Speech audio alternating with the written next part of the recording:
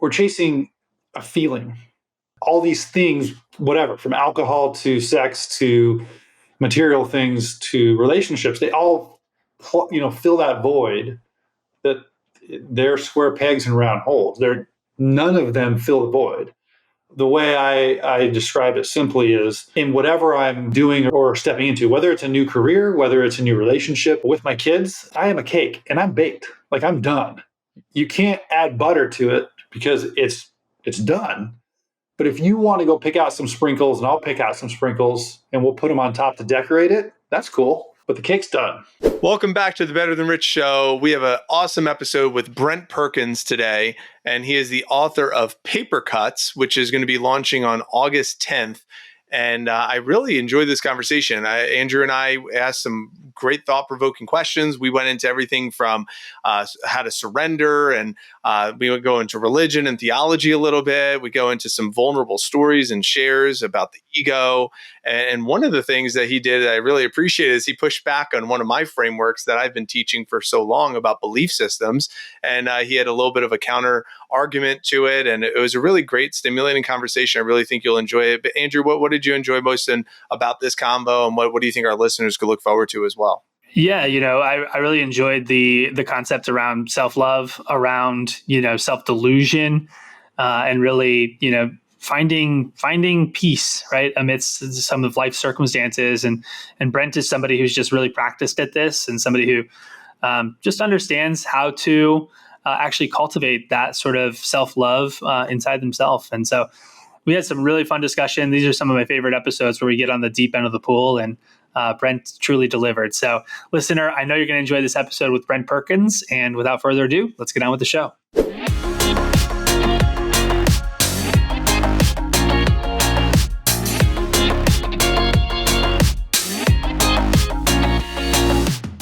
Welcome back, everybody, to the Better Than Rich show. Today we have Brent Perkins here with us. Brent, how you doing today? Oh, really good. Awesome, man. Really good. And of course, Mike Abramowitz. Welcome, man. How are you today? Yeah, I'm feeling great, man. I'm feeling better than Rich today, That's good. That's good. And I mean, I'm just super excited for this conversation, Brent. I've gotten to know you a little bit more over the last 6 months or so, being, closely related to you in a group that we're in. And I've just watched this incredible journey. And quite frankly, you've shown up for me in moments where I've really needed it. And just personally, just super appreciative for that. And also, I'm sure our guests are really going to enjoy this conversation too. You just have this incredible journey. I mean, I would love to start with, you've had this illustrious career, by every measure of success. You've been a successful person. You've been at the highest levels of business, and also you realized in that maybe it wasn't as fulfilling as you thought it might be. And you realized that something was missing, and you've been on this whole other journey, right? This next chapter of your life. So I don't know where you want to take that, man, but that's my opening question. But tell us about what was missing and what that journey's looked like for you. Yeah, it's been interesting to spend, it was almost 12 years sitting in the CEO seat between two different companies. And to get there, big pat yourself on the back. There's just this amazing feeling, and it quickly turns into, well, you want more, or it's not enough, or it's lonely, or it's empty. And then you try to fill it with things. So then you chase things for the next 10 years, or at least I did. And none of it filled the void. So it was last December of 2022. It was time for me to step out. I typically have a 5 to 7 year run in companies before I run out of ideas or get burnout or just need the next challenge, right? And I stepped out and was looking for the next thing, and everything just felt kind of gross. It just didn't feel good. So my daughter said, why don't you just hang out in December? Let's have fun. It's Christmas month. And I said, why not? Of course, I'm restless. And I started a meditation practice about April of 2022, which is a whole nother story. But I was sitting in meditation on December 30th. And I just got this kind of message, which was like, you need to write a book. I was like, I'm not going to write a book. I have no content. I'm not a writer. So I kind of pushed it to the side. And the next day it's like, nope, you're going to write a book. It's like, about what? And literally the title of the book was handed to me. And I sat on it for about 6 more days. I was listening to a Tim Ferriss podcast. I was like, I'm going to Tim and I seem to have a similar mind to Tim. So I'm going to research how he did it, bought the software he uses, and January 7th started writing. And what are we? And middle of July, and the book launches in a week. And it's been a journey.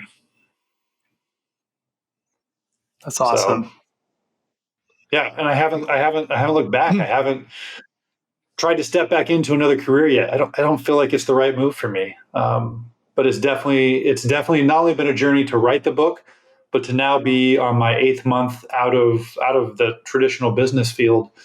It was a bold move. It's a journey for sure, man. And I think it's just really admirable that you were willing to take this leap of faith. I'm curious, what's the book about? What's this journey been about for you? Talk a little bit more about that. Yeah. So when I first wrote the book, I wrote a simple dedication, and it was just dedicated to Brent Perkins, and I put in parentheses, yes, myself. And as I had some friends reading the book early on, they're like, that sounds pretty narcissistic, Brent. I'm like, well, okay, let me complete my thoughts, because I knew what I was thinking in my head. And what the dedication goes on to say today is, basically, I've done everything I can for myself, because all I can impact is me. And if this journey can support somebody else on impacting themselves, which is all they can affect, then it's done its job. So I really wrote the book for me. It not only is about my journey, the 4 months that I took to write it, 3 to 4 months in the beginning of the year, was a journey in itself. And it's kind of all laid out in there. And it's really a journey to surrender. It's a journey to recognizing who my ego really was, who my higher self really is, where I didn't love myself, where I didn't trust myself, and how ultimately I was sabotaging my own happiness, and what it looks like to find. There is no such thing as finding happiness. So there is no road to happiness, but there is the happiness road, and it's getting on that. So some of the things that are just kind of showing up for me, I think about, you said kind of many people, and you specifically mentioned yourself, but many people in general chase after things, whether, possessions or achievements or money or a lot of these things in the outside world. I'd love for, number one, you to speak to what were those things that you were going after. So that way, anybody that's listening to the show can say, holy shit, I'm actually going after those same things right now. And if I'm pursuing those same things, maybe there's a consequence. And I'd love for you to even talk about what were those things you were pursuing, and then what were the consequences that you were blinded, that you didn't quite see, but now you have a little bit more, foresight to see these were the costs. These were the consequences of pursuing those things I was neglecting in that pursuit. And then what might have you done maybe slightly differently in the pursuit of those things to avoid any of those consequences? Yeah, so let me start by actually tackling your last question first. I have no regrets in life, even all the things that were totally messed up and not cool and arguably horrible at times. I wouldn't take any of them back, because I wouldn't be sitting here the man I am, the human I am, if I hadn't gone through those things. That said, I think we're all chasing the same thing: health, wealth, happiness. It looks like a million different things on the surface, but at its core, it's how do we find this just inner knowing that we're good enough, that we don't actually need anything. I don't need a car, a house, a vacation, even a life partner to make me whole. I am whole. And we plug the holes with that with adventures and, working out and having a certain physique, eating a certain way, accumulating, things like the bike on my wall, the house we live in, the zip code we were at, how many times we went to Europe. I mean, all these things we're chasing a feeling, right? And all these things, whatever, from alcohol to sex to material things to relationships, they all, fill that void that they're square pegs and round holes. None of them fill the void. The way I describe it simply is, in whatever I'm doing or stepping into, whether it's a new career, whether it's a new relationship with my kids, I am a cake and I'm baked. Like, I'm done. You can't add butter to it because it's done. But if you want to go pick out some sprinkles, and I'll pick out some sprinkles and we'll put them on top to decorate it, that's cool. But the cake's done. Yeah, man. I this journey of like loving yourself, right, is something that you mentioned earlier. Surrender. I mean, like, that's a big topic. It's definitely something I struggle with. And I think it obviously causes me unnecessary suffering. It obviously holds me back in some ways because other people sometimes believe in me more than I believe in myself. This might sound like a dumb question, but like, how do you love yourself? Like, how do you get there, man? Like, walk us through that. Yeah, well, it's a journey and it's something to work on daily. Because as humans, we have doubt and fear, and just the world happens to us, in some way all the time until we remember that the world's happening by us and through us. It's so easy just to have the world happen to us, at least mentally. And to remember that at the end of the day, I mean, so we didn't even talk about it yet, but the name of the book is Paper Cuts, The Art of Self Delusion. So it means two things. Paper cuts are kind of the way we hurt ourselves, these micro, wounds that we give ourselves all the time. It's death by 1,000 paper cuts. But it's mastering this art of self delusion, which we can get into. But it's understanding that we experience the world as human beings, each of us, entirely differently. Even us sitting here talking to each other, the experience we're each having, we can't each have the same thing. There is no universal truth in how this feels, how it sounds, how, like, what I'm seeing of the two of you guys, right? The feelings it's giving me, the taste in my mouth right now because I just had some coffee and a little water. Like, it's all different. And then my interpretation of that experience, like what it means to me. Like Mike sitting there quiet, kind of licking his lips, you nodding your head. Like, what does that mean? I can pretend like I know what it means, but I don't. But we do. We interpret it. We're saying it means this, so we start to shift. We build this story in the background, right? And how we build that story really impacts how we love ourselves. Because the only way to truly be able to show up in a way that honors us at the end of the day, and when we honor us, we honor other people. So that's why we got to start there, is to just go, I have no idea what they're experiencing. I just know I'm here showing up the best way I can. And however they're responding, it's their story. Maybe, Andrew, you've had a rough morning, so it has nothing to do with me, but you're here, you're present, but you're only half present. I don't know that, right? So I can't make that part of my story and have it impact me. And then, what does he think about me? And maybe I'm not talking loud enough, or I'm stumbling, or I'm not giving the right none of that matters. And that ties into the surrender piece, right? Of course. Which has been a big theme that I've picked up from you. Is just like, how do I fully surrender? And one of the things that I'll share is like, I thought I was good at surrender, and then I was like, oh shit, there's a whole nother level, right? Yeah. And I know some people really struggle with it, and it's really tough because they're so used to being in control. And of course, there are some things that we can control in theory, I'm not a huge believer, maybe you disagree, Brent, would love to hear your thoughts, but I'm not a huge believer in like, okay, there's no such thing as free will. Like I think there is. And also it's complicated and surrender seems to be a really important step, but something we really struggle with. Can you talk about surrender a little bit more?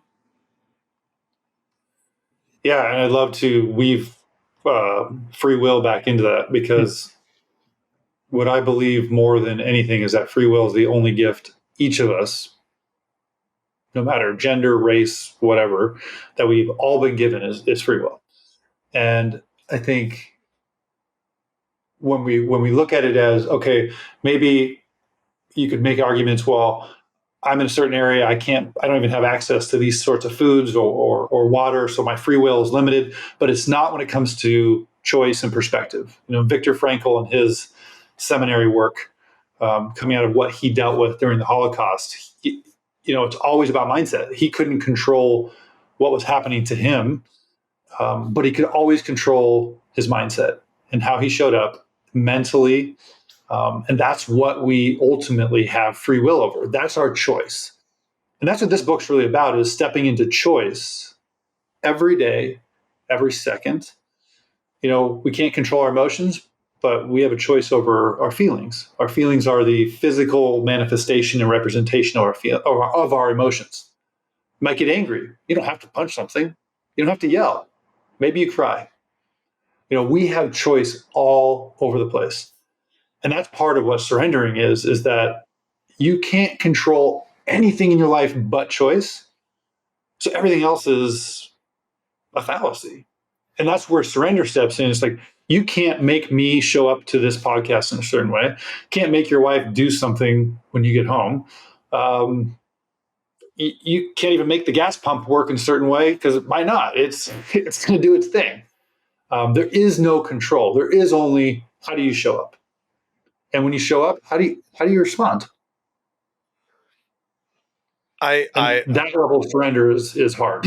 I'm glad you said that last thing, which is how do you respond? Because one of the things that's shown up is some of the work from Tony Robbins. He has like his version of the diagram. I had my own interpretation of his, which is there's if you picture like a square, at the top left is beliefs, and then beliefs go to feelings, and then feelings go to actions, and then actions go to results, and then those results go to beliefs. And it's this like little chart, and most people center most of their decision making based on the results. That's where they lead with. If my results are good, that creates a belief that I'm worthy of those results, which makes me feel confident and confident. So I take actions that are aligned with confidence and competence, which creates more results. But when the results are low, that creates a belief that I'm inadequate. And then the feeling I have is angst, depressed, worry, burnt out, defeated, which creates that overwhelm, isolation, depression, inactivity, which creates no results, which is the complete cycle, which anchors in the belief. So one of the things that I hear about choice is, if we're choosing where to begin in the cycle, we choose to begin with belief, because that's the only thing we can actually influence, because the beliefs, the stories that we're telling ourselves, is what's going to influence the feelings. So what are those choices that could potentially help someone influence those beliefs? Because I'm hearing like meditation, maybe you reference reading, you reference listening to a podcast. What are some more of these choices that an individual could make to influence that belief system that creates those feelings, that put them into the appropriate actions that eventually maybe lead to the results? But regardless of the results, whether the results are there or not, we're still anchoring in these beliefs every single day. So I believe that when you truly surrender, you bypass this belief system conversation. Because let me back up. The reason the subtitle of the book is The Art of Self Delusion is that I created kind of a fun model to play with in there, where Einstein said it. He said, life is an illusion. This world is an illusion, albeit a persistent one. So, and if you look at the definition of illusion, it's something that is not as it seems. So again, let's say we're all at dinner, we're in this restaurant, the glasses are real, the forks are real, the plate is real, the food is real. But we can only understand this world through our five senses. Yours are different than mine, or different than Big's. And we're each going to walk away tasting something different, smelling something different, feeling something different, hearing something different from the sound, the ambiance that's in there. And that's the illusion part, because even though there are real objects, the setting is an illusion, because we get to walk into this thing and have totally different experiences within it, which means it's not a universal truth of like, oh, the steak tasted exactly like this. Well, how is that for you versus me? Oh, the background noise was too loud, too soft. I heard fine. Like, everybody's got a different interpretation of that. So when we interpret it, that's what I'm saying are our delusions, right? Because let's take that same scenario. We're at a dinner party. We're having a nice time.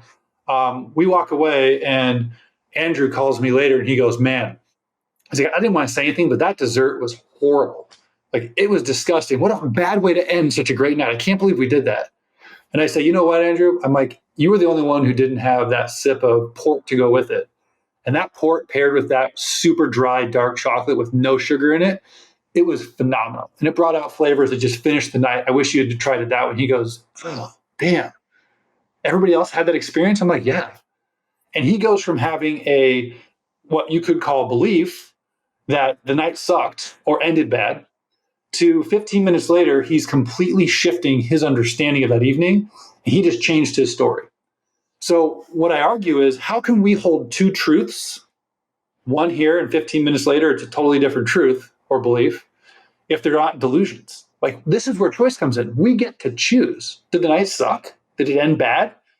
Or could it be amazing? Or maybe it was neither of them, but it doesn't matter. I can choose to believe and lock in. It was great. And for me, that evening was now great.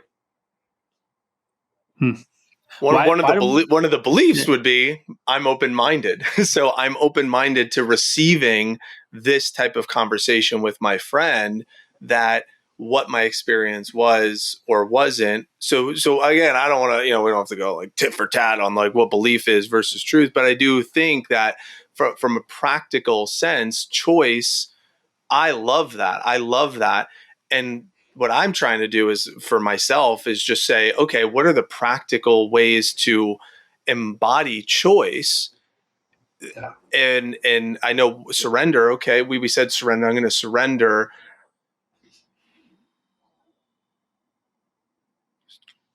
If I surrender to choice, is choice is it a logical decision, or is it in my logic? Is it in my mind? Is choosing with my mind, or is choosing with my heart, choosing with my body? In the conversation that you had with your friend in that example with the dessert, was that a cognitive choice? Was it in my body? How might someone get more in tune with which one is making that choice? So there is no science behind this, so I don't have a perfect, answer that works for everybody.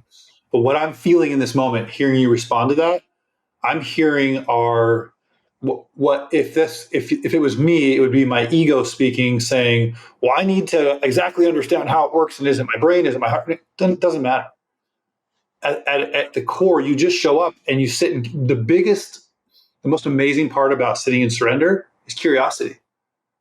Because the story I just recanted, where Andrew changed his mind, you might call me later, Mike, and it just shifted it again. So it doesn't matter whether you're thinking with your heart, your gut. It's being in curiosity to know. Like, I think there are very few facts in this world. Very few.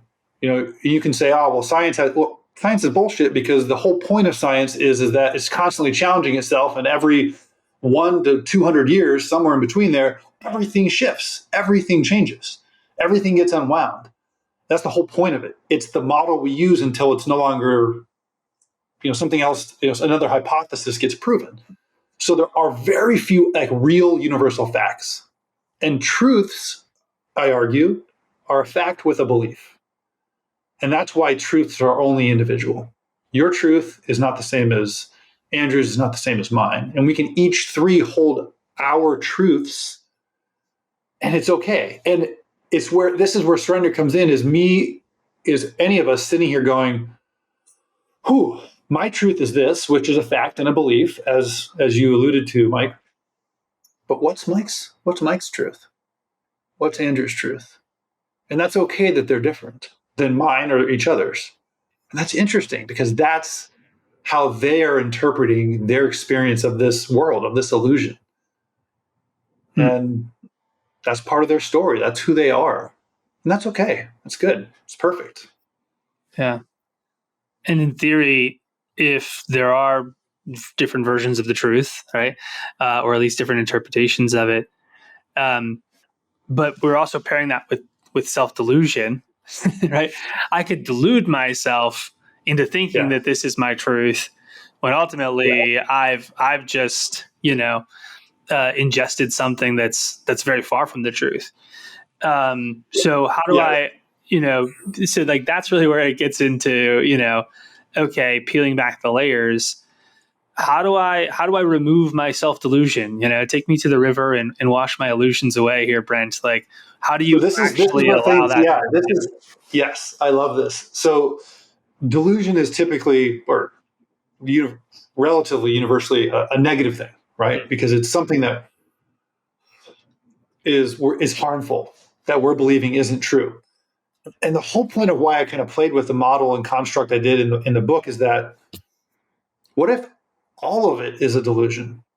And we remove the negative stigma from delusion, in that there may be a better choice or interpretation, or better is a relative word, but in that moment, like when you're talking about something with your wife or your kids, there may be a better way to view something because it improves your relationship. But it's still a delusion, because you can hold the opposite, and you can show in so many ways how it's actually still true. It's true for you. It may not be as healthy of a way to look at things, but it's still a delusion. Like it's not a fact. Your interpretation through your five senses of an experience is not fact. Period. So whatever you choose to hold as your belief, your truth, it's all delusion. One may be healthier than the other. But Andrew, you might sit here and you know without a shadow of a doubt that something is factual. You would argue to your death. And 5 years from now, something else happens to you and you're like, oh my God, everything just shifted for me. You get goosebumps and you're like, I had no idea.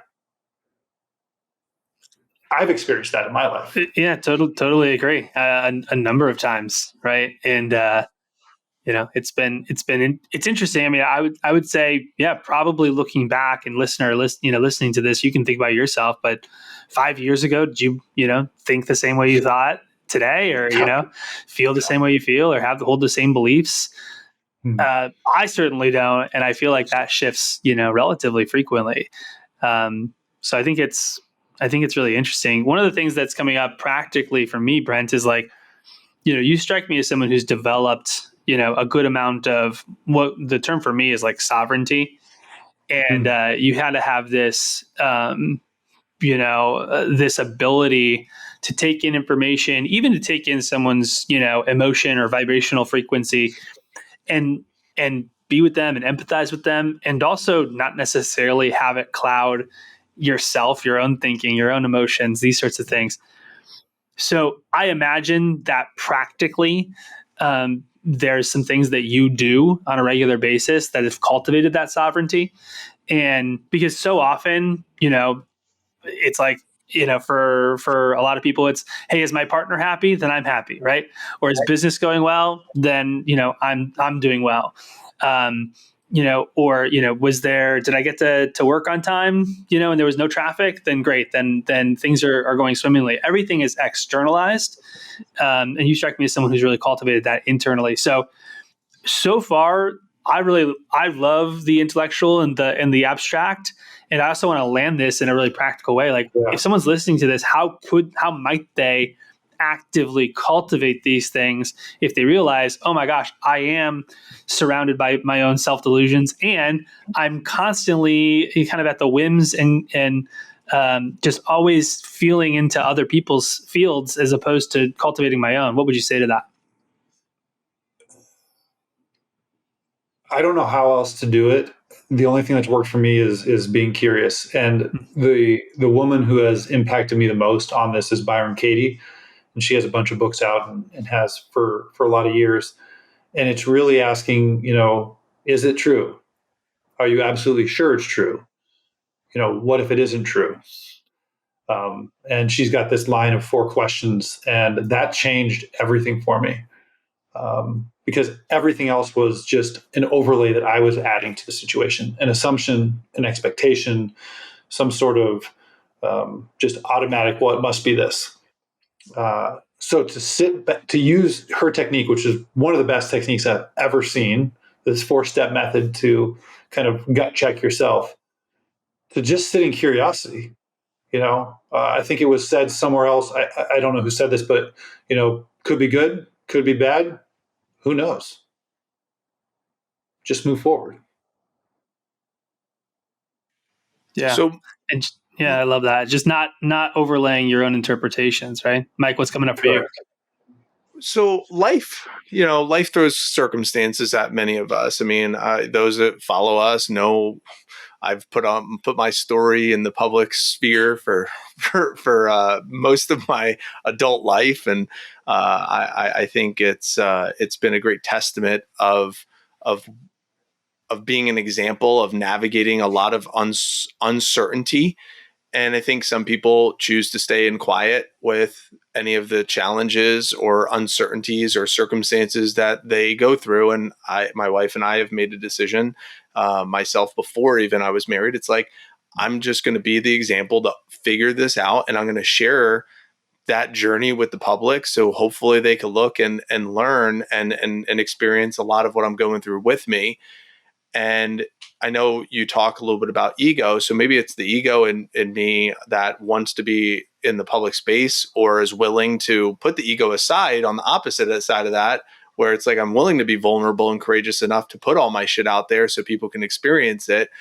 My curiosity then would be, from your lens, the circumstances, when these tough things arise for you or with other people, how might someone take the practical element of what we're talking about, of being curious? I know it's like so cliche, find the gift.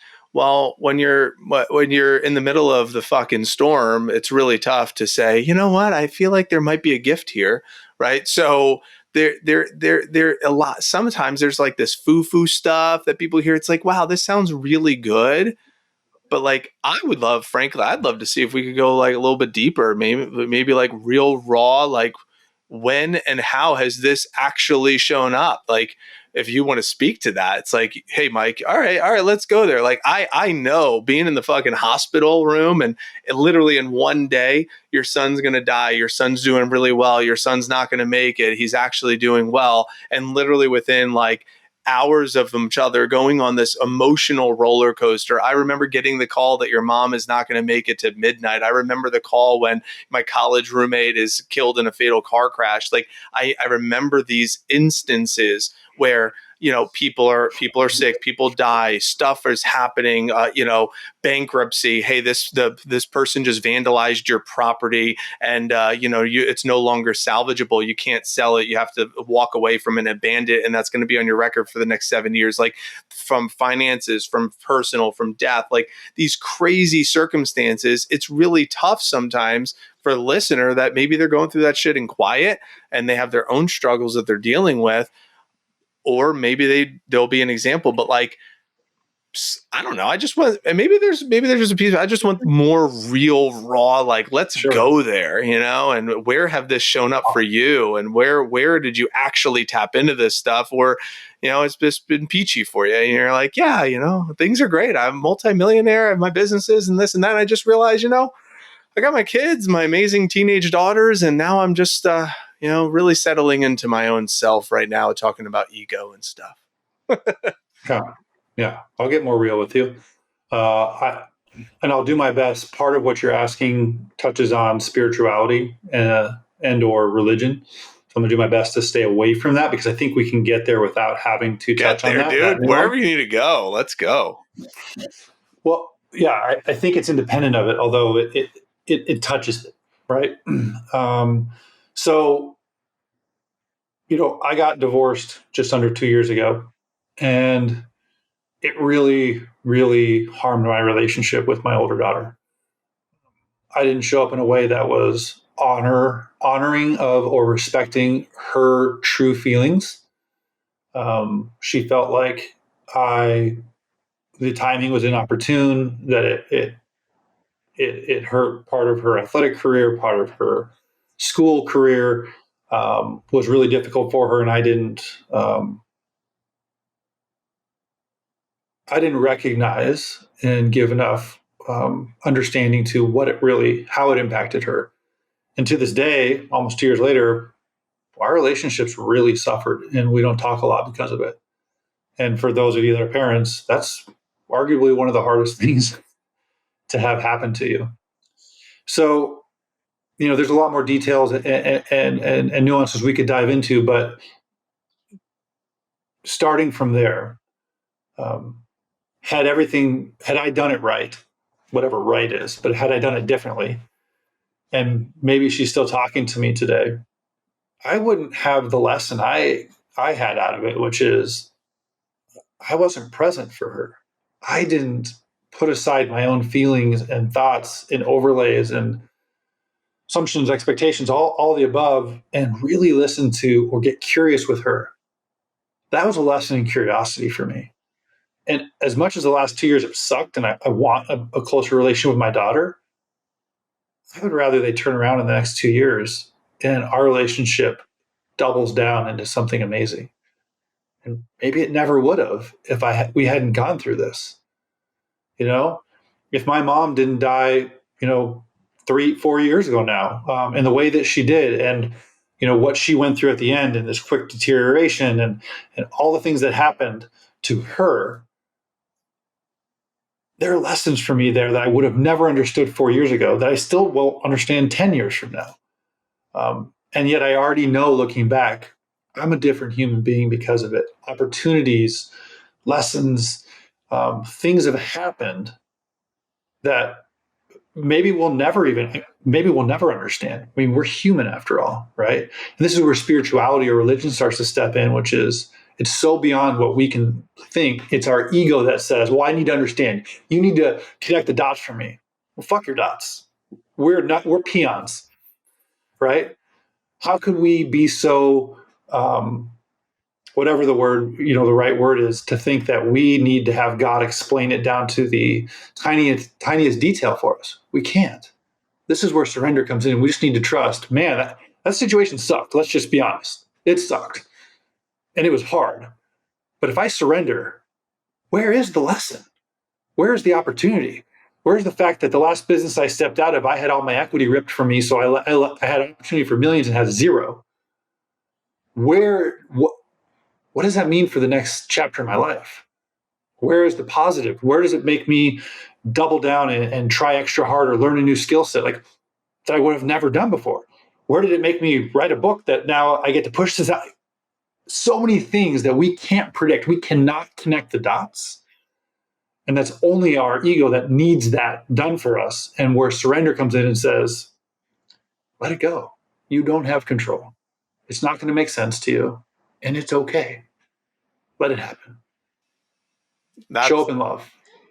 That's what I was looking for, brother. So I appreciate you giving it to me, because the theory stuff is really nice to hear. And sometimes, I don't know, I sometimes hear it and I'm like, well, what has this guy really fucking gone through that he's had to deal with or do this or navigate this? And I really wanted to know. And I really appreciate you sharing that, because I could imagine the challenging conversations that have or didn't have with your daughter or with your wife and with your business partner or whoever's in charge with your mom.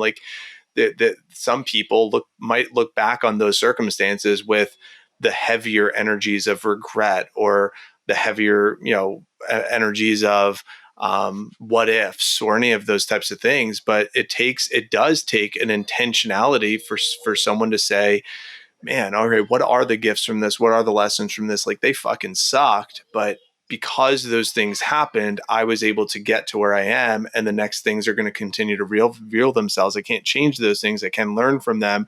I could become better from them, and I could help other people in the process from my lessons. Hence why you're writing the book. I don't want to put all this stuff in you, but that's my interpretation of everything I just heard, which I really appreciate. And I appreciate you sharing that, with me and authentically, with our audience. So thank you for that. Yeah, you're welcome. Yeah, and I think it ties into. First off, I love what you're saying around, fuck your dots is maybe like a little nice little takeaway for me, but just even like biblically, whether you believe in that or not, like I think there's probably this thread or theme in every religion, right? But it's you know God's ways are a million miles, beyond whatever we can even comprehend, right? Um, and of course, it's super cliche but true that God works in mysterious ways, if you will. So again, whether you believe in God or not, or you want to replace that with some other verbiage, be my guest. But the whole point is, we really aren't in a lot of control here, and my personal take is we're here to learn. We're here to grow. We're here to, have experiences that shape and mold us to help us become a better version of ourselves as we continue to learn and grow. I am curious. You mentioned spirituality. You mentioned religion. Do you have a take there? We do delve on the deep end here of the pool sometimes. So, what's your take? Also, you mentioned plant medicine as part of your journey at some point. I'd love to maybe hear about your experiences there if you're open to sharing. But yeah, talk to me about those things. Yeah. So I'll give you a quick overview, and you can choose to dive in where you want to, or dig deeper where you want to dig deeper. So I grew up really religious in non-denominational biblical Christian church, and I even have somewhere my senior year in high school, I got youth church member of the year. So I was pretty devoted, running discipleship groups, doing mission trips, really absorbed into and participatory within the church itself. As I got into college, things really shifted for me. You can say my eyes were opened, and I swung the pendulum the other direction. And by the time I was in my late 20s, I was an atheist, and I was frustrated. I was mad at the world or the universe or God, or there was no God at that point for me. And as I got sucked back in by studying some ancient archaeology and really just being blown away at I got to go visit the Great Pyramids and go sit inside and be in the King's Chamber and see some of these megaliths that were built who knows when. They say 2500 or BC, but realistically it could be 12,000 BC. There's some really interesting arguments for that. For me, besides the fact that we can't duplicate it today, why? Why 5 or 15,000 years ago, why did we spend our energy when we should have been worried about water, food, sex, shelter? Like, those are the things that matter. And we're building megaliths to potentially look at stars or do. Why? So it took me down this path. And where I've landed today is I'm really spiritual. I absolutely believe in a higher energy, a higher power. For me, I don't put myself underneath the doctrine of any specific religion or church. All those have human touch to them. They have they're not pure for me, because some man ultimately corrupts everything that we touch, or woman, and I've found through meditation and through a deep connection spiritually that it's just much more pure. Yet I also have a deep understanding, and I honor that I am a small fractal, a small piece of what is enormous, unfathomably big out there.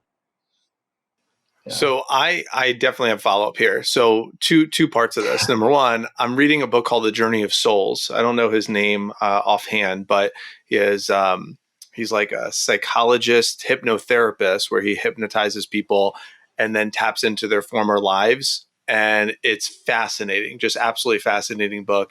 But there's some good many lives, many masters is another really good book. It might even be the same guy. But all I know is at some point, some wild shit. My goal is to meet him or get hypnotized by him before he dies, because I don't know. I think there's something there. So like there's the old souls, new souls, like first time around, whatever. But so that's kind of been top of mind. I read that every so often, and it just really piques my interest. And the other part of that is, growing up Jewish, I don't know. I had this little feeling like the book, the call it the Old Testament, 5,000 years ago, right? A lot of the stories are about 5,000 years ago, right?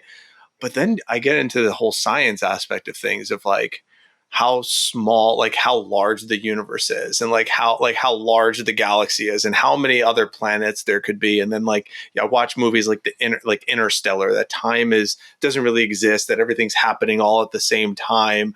And my mind can't comprehend how somebody like a human can believe in a book that was take their beliefs from a book that was written, 5,000 years ago, when everything else has been around for so much longer than that.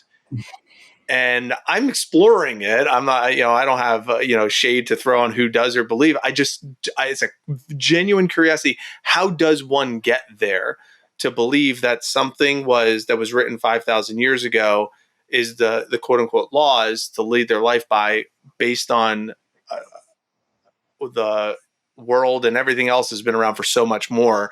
I don't know. I want to, if there's a take that you have on anything I just shared about the souls and living beyond the now and yeah, I mean, I have my thoughts, and I only want to go so far because I don't know if there's value disrupting what people believe here. There's value disrupted, dude. Go wherever you need to go. But go. My brain works the same way as yours on this topic, Mike, and we're not supposed to understand how it all works. But I agree that something, you take the Bible, because I'm the most versed in the Bible. You take something that, one, the Old Testament stems from definitely from the Jewish culture. And if you really look into, Jewish mysticism, they never, ever wrote things down at face value.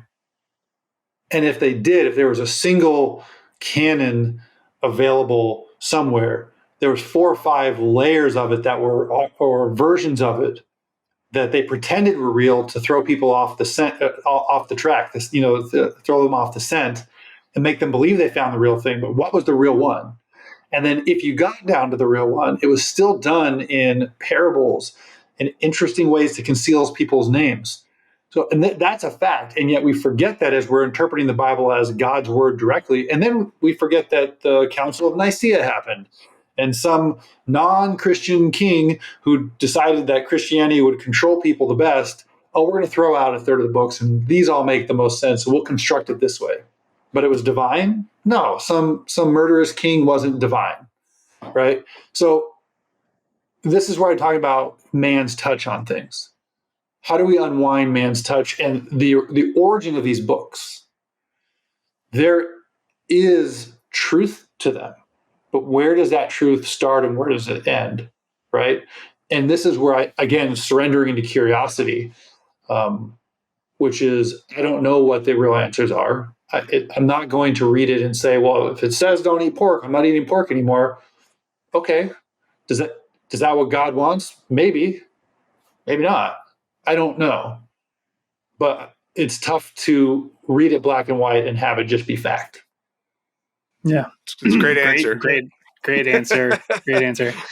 it's interesting, as somebody who's gone like, grew up religious, very similar journey to you, Brent, found spirituality kind of through the Eckhart Tolle path. And then got into, non-dualism and all of that. Lived in India for 5 years, really went on that big journey. And then,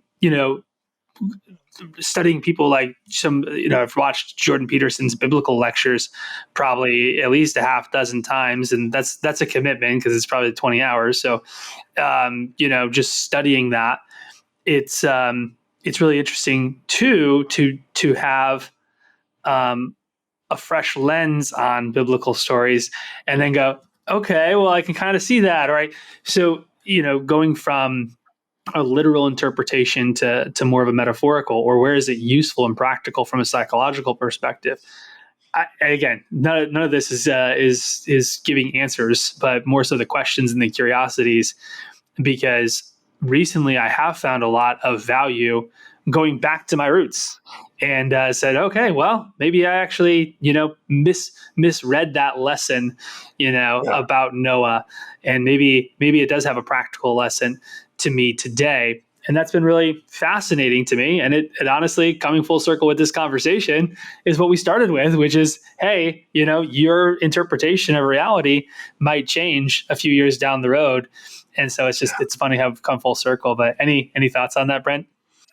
Yeah, I feel the same way. And my spirituality, which to me is, the core of any religion is your relationship with whichever God is part of that religion. And my spirituality for me is that connection to the divine, the higher power that, I ultimately am submissive to or honor in that way, is so much stronger than it's ever been for me.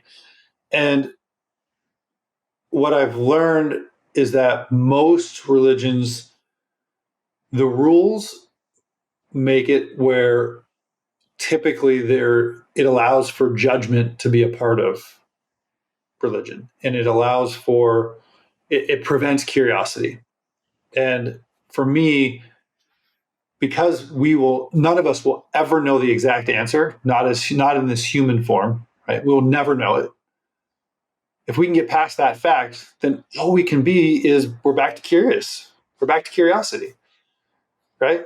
And we're back to me respecting that how you are interpreting it and your truth is different than your truth, which may be different tomorrow, is different than my truth. And it's okay. Like, being okay with us each having our own truth.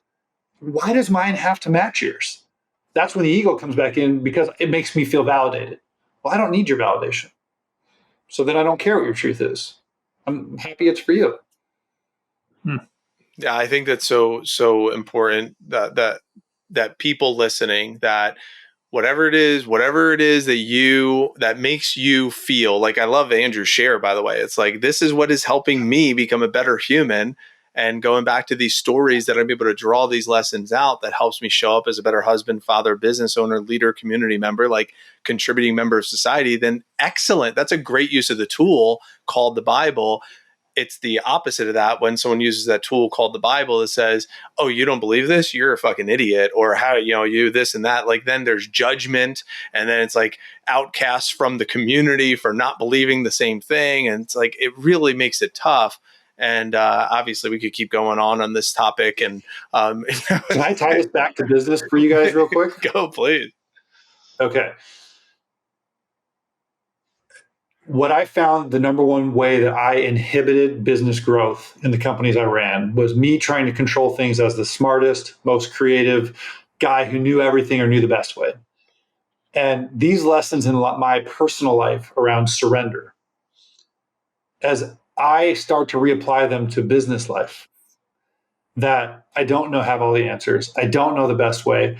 I don't even know how to do it right necessarily, or do it your way, because doing it your way would be slower for me, but your way with your brain and your skill set and your creativeness is actually faster and better than my way.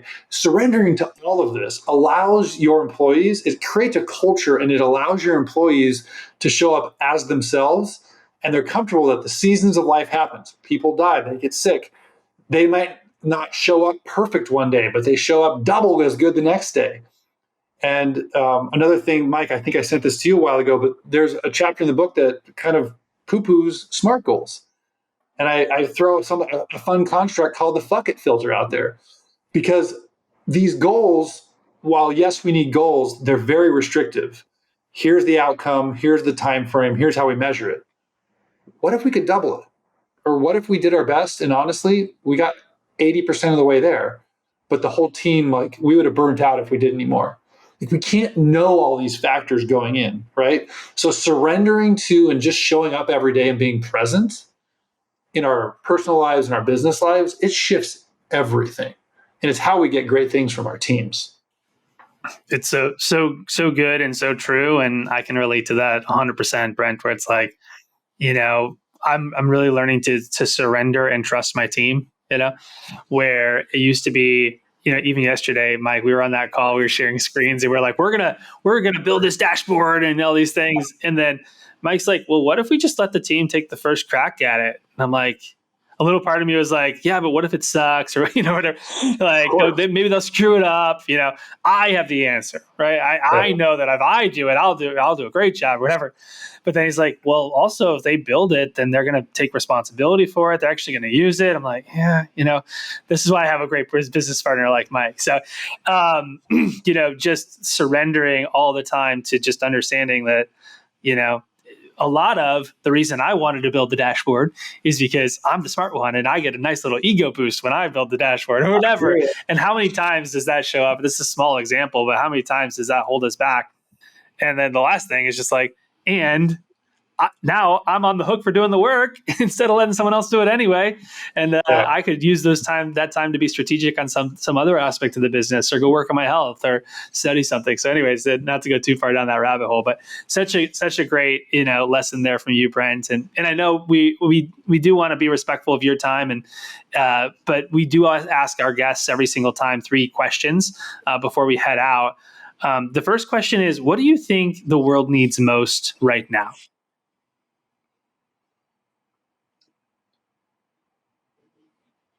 For me, if we as a society could understand that our truths are for us and they don't need to be other people's. We don't need to fight and argue and wage war and shame and guilt people into trying to validate our, who we are and our truths. If we just had our own truths, all of this would shift and we would be able to sit in this place of love, this unconditional love, because I love that your truth is different than mine. Great.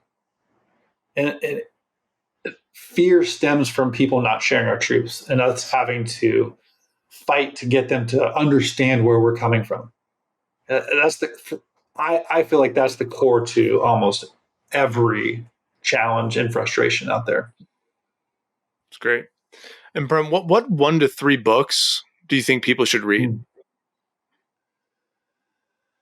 When it comes to surrender, the book that for me changed, set me on the right path,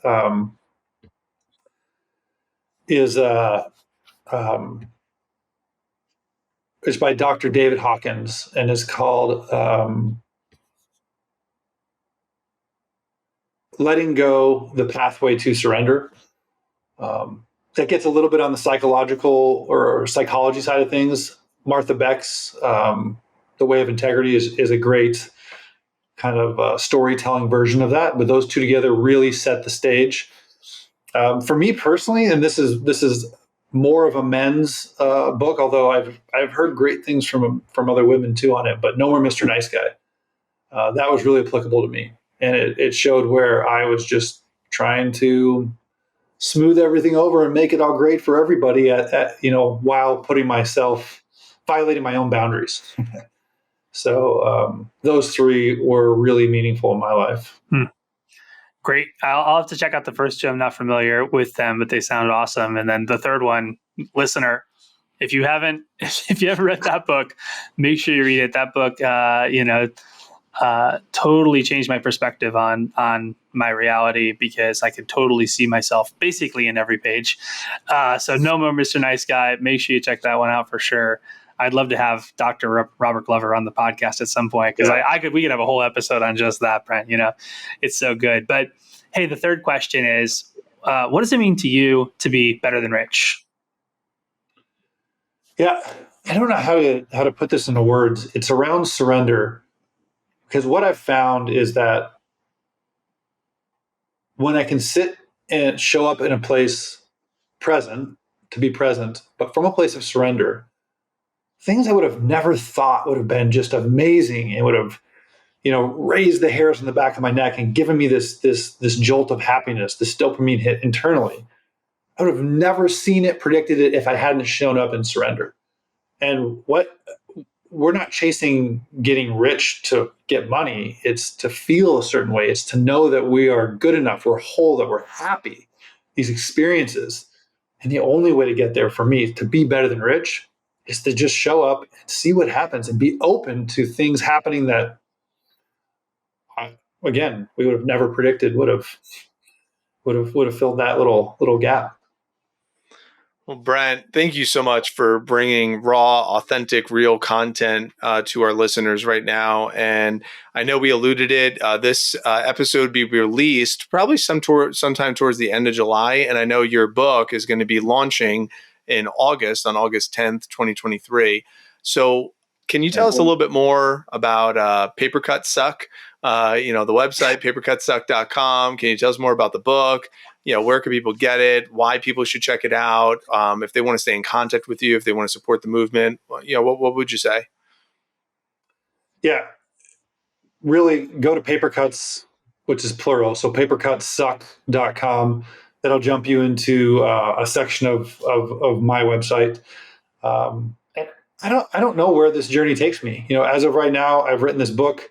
I'm doing some consulting with some different groups, people, some businesses.